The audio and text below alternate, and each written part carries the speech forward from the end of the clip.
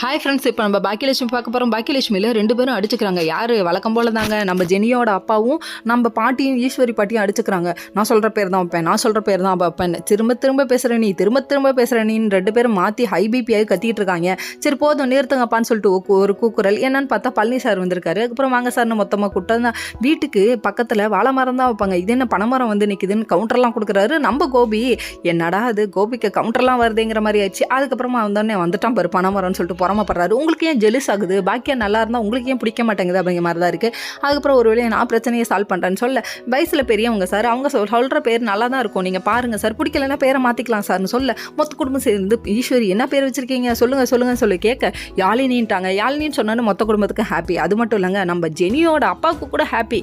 ஏன்னு கேளுங்க, அதாவது மித்த ஏதாவது இந்த பழைய பேராக வச்சுருவாங்க அப்படின்னு சொல்லிட்டு அவங்களாம் யோசிச்சுட்டு இருந்தாங்க. பாட்டி இப்படி ஒரு பேரை வச்சோன்னே மொத்த குடும்பம் ஹாப்பி. மொத்த பேரும் வந்து காதில் சொல்லிட்டு இருக்காங்க. சொல்லிட்டு இருக்கும்போது பாக்கியா வந்து தனியாக வந்து சொல்லிட்டு இருக்காங்க. இதை பார்த்தோன்னே நீங்கள் தனியாக வந்து பேசுகிறத நினைக்கும் போது எனக்கு மனசு ரொம்ப கஷ்டமாக இருக்குது. கூடிய சீக்கிரம் நீங்களும் நானும் சேர்ந்து வாழுவோன்னு சொல்லிட்டு பழனி சார் நினைக்கிறாரு.